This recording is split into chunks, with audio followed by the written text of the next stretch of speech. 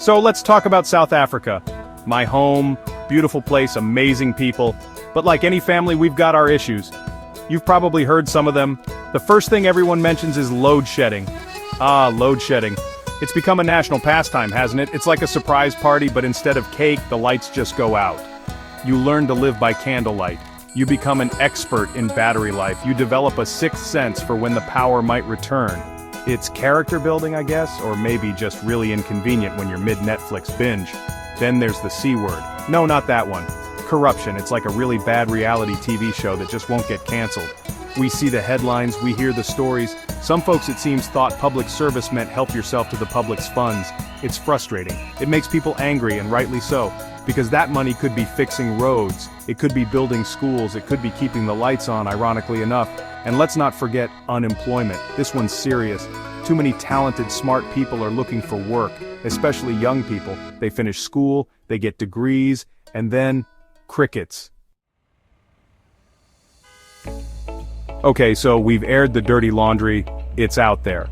But here's the thing about South Africa, it's a country of, but also, yes, there are problems, there's a whole lot more going on that doesn't always make the international news. Take BRICS, for example. South Africa is part of this club. Brazil, Russia, India, China, and South Africa. It's a big deal. It means we're sitting at a table with some major global economic players. This isn't just a fancy acronym, it's about partnerships, trade opportunities, and having a bigger voice on the world stage. And speaking of engagement, let's talk money, foreign investment. You might think with all the drama, investors would be running for the hills, but that's not the whole story. People are still betting on South Africa. Companies are still investing. Why? Because they see the potential. They see the resources, both natural and human. They see a gateway to the rest of Africa. These investments are crucial. They create jobs, they bring in new skills, and they show a quiet confidence in the country's future. So, while the headlines might paint one picture, there's another one being sketched out behind the scenes. It's a picture of resilience. Now let's switch gears to something really exciting. Technology. You might not immediately think tech hub when you think of South Africa, but you should. Seriously, places like Cape Town and Johannesburg are buzzing. They call it Silicon Cape sometimes. It's not quite Silicon Valley with the hoodies and the IPOs every week, but there's a real energy there. Startups are popping up like mushrooms after the rain. Young people with brilliant ideas are coding, creating, and innovating.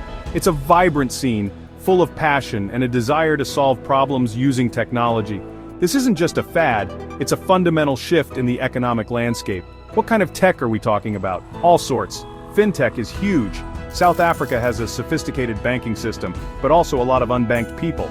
So, companies are coming up with clever ways to make financial services accessible to everyone using mobile phones. Think mobile payments, microloans, digital banking solutions. It's revolutionary. Then there's health tech, agri-tech, using tech to improve farming, and ed tech, education tech.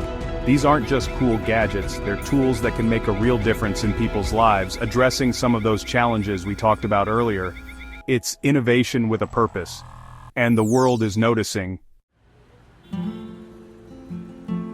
Section 4. The youth are knocking innovation from the ground up. One of South Africa's greatest assets, and I mean this, is its young people. Seriously, the demographics are incredible. It's a young country, a very young country. And that youthfulness, that energy, it's palpable. While some might see a young population as a challenge, more mouths to feed, more people needing jobs, it's also an enormous opportunity. This is the generation that grew up with the internet. They're digitally native, they're globally connected.